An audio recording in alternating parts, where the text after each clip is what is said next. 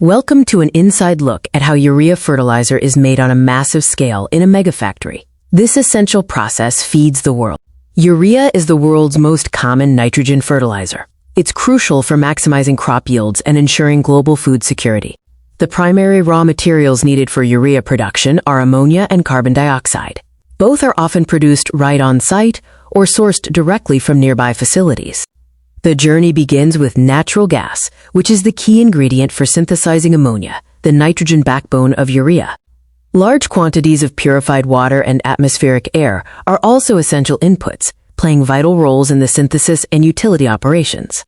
Ammonia production is the first major step, accomplished through a high-pressure, high-temperature chemical process. Natural gas is subjected to steam reforming to separate hydrogen, which is necessary for the ammonia reaction. This is followed by the Haber-Bosch process, reacting the separated hydrogen with nitrogen from the air to form liquid ammonia under extreme pressure. A crucial byproduct of the ammonia synthesis is carbon dioxide. This CO2 is captured and purified to be used as the second reactant in the urea process. Now we move to the heart of the process, the actual synthesis of urea from ammonia and carbon dioxide. Liquid ammonia and gaseous carbon dioxide are reacted in a high-pressure reactor to form ammonium carbamate. The ammonium carbamate then undergoes dehydration, stripping away water to yield highly concentrated molten urea. Molten urea cannot be shipped as is. It must be solidified into a manageable, transportable form, usually prills or granules.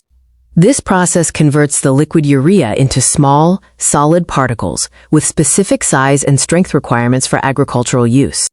The choice between prilling towers, which create smaller beads, or granulation drums, which create larger, stronger granules, depends on desired product properties.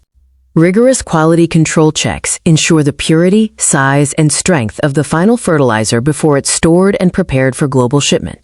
From natural gas to solid fertilizer, this complex, high-volume process is vital for supporting modern agriculture and feeding a growing global population.